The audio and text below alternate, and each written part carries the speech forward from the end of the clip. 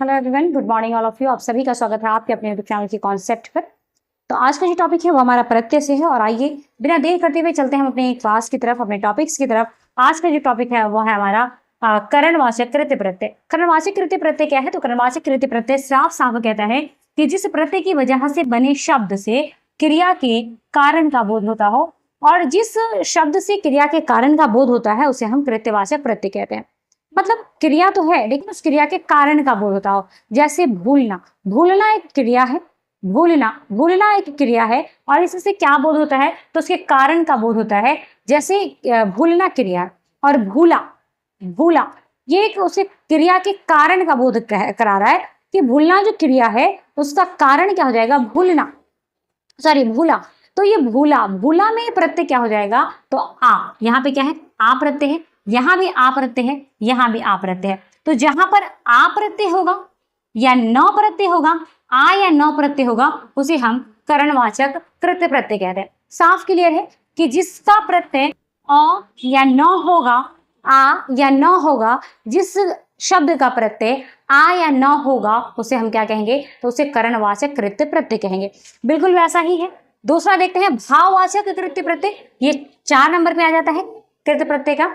तो भाववाचक कृत्य प्रत्यय क्या होगा? तो भाववाचक कृत्य प्रत्यय वे होते हैं जो क्रिया के भाववाचक संज्ञा का बोध करते हैं। संज्ञा तो है, वस्तु तो है, लेकिन वस्तु के भाव का बोध किया जाता हो। तो इसका बोध करने के बाद इसमें से प्रत्यय क्या निकलेगा? तो अन या आवा अगर प्रत्यय निकलता है तब हम इसे क्या कहेंगे? तब इसे हम भाववाचक कृत्य प्रत्यय कहेंगे। जैसे क्रिया तो है, क्रिया क्या है? लेखन यानी लिखना, गगन, उसके बाद है पठन, मगन, ये सभी क्या है? तो ये क्रिया है और इस क्रिया से किसका बोध हो रहा है? इसका प्रत्यय क्या हो जाएगा? तो अन प्रत्यय हो जाएगा। क्या होगा? जैसे ही अन प्रत्यय हो या आवा प्रत्यय हो तब हम उसे क्या कहेंगे? उसे भाववाचक कृत्य प्रत्यय कहेंगे। जैसे भुलावा, छलावा, उसके बाद है दिखावा, बुलावा, ये सभी में क्या है? प्रत्यय क्या है इसका? आवा प्रत्यय है। क्या है? आवा, यानी भूला प्लस आवा, भूलावा। तो ये क्या हो जाएगा? आवा जो है वो उसका प्रत्यय है। तो जिस शब्द में प्रत्यय अन और आवा होगा वो क्या कहलाएगा? तो लगभग ऐसे शब्द हैं जिसको हम भाववाचक कृत्य प्रत्यय के नाम से जानते हैं। आइए अब अगला देखते हैं, 5वां क्या है। नंबर 5 हम देखते हैं कि विशेषणवाचक कृत्य प्रत्यय है। तो विशेषणवाचक कृत्य प्रत्यय किसे कहा जाता है? तो जिन प्रत्यय की क्रियापदों से विशेषण शब्द की रचना होती है। मतलब जिससे किसी चीज की विशेषता बताई जा रही हो, किसी संज्ञा की या किसी क्रिया की विशेषता बताई जा रही हो, क्रिया की विशेषता बताई जा रही हो, तब उसे हम क्या कहेंगे? विशेषणवाचक कृत्य प्रत्यय कहेंगे। मतलब जिन प्रत्यय से क्रिया के विशेषण की बातें की जा रही हो, क्रिया के विशेषण का शब्द के बारे में बताया जा रहा हो, उसे हम क्या कहेंगे? तो विशेषण कृत्यवाचक प्रत्यय कहा जाता है। जैसे आगत, निर्गत, तो इसमें कौन सा प्रत्यय हो जाएगा? तो तौ प्रत्यय होगा। क्या प्रत्यय होगा?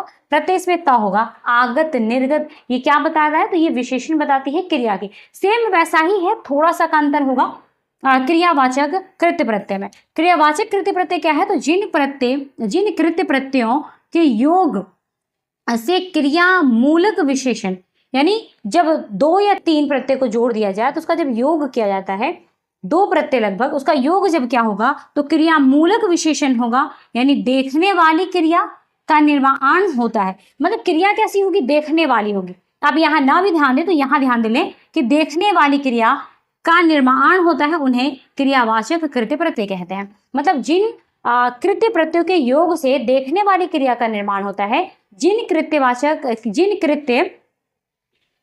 प्रत्यय के योग से, यानी जिन कृत्य प्रत्यय के योग से देखने वाली क्रिया का बोध होता है, तब हम उसे क्या कहेंगे? तब उसे कहा जाएगा क्रियावाचक कृत्य प्रत्यय। यानी देखने वाली क्रिया का निर्माण होता हो, बोध होता हो, तो उसे हम क्या कहेंगे? क्रियावाचक कृत्य प्रत्यय कहेंगे। जैसे डूबता, ये एक देखने वाली प्रक्रिया है। उसके बाद है बहता, देखने वाली प्रक्रिया है।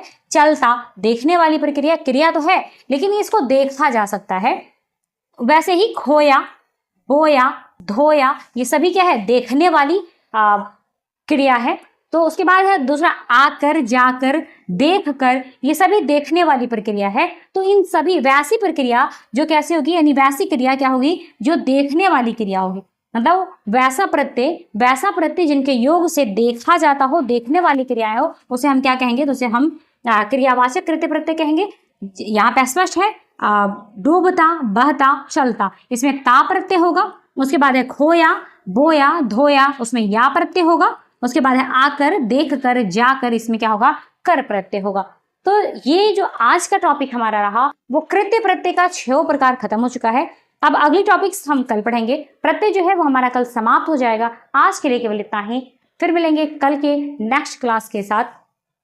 तब तक के लिए धन्यवाद। अगर ये वीडियोस आपको अच्छी लगती है तो लाइक करें, सब्सक्राइब करें एवं शेयर करें, अपने दोस्तों तक ज़्यादा से ज़्यादा पहुंचाने की कोशिश करें।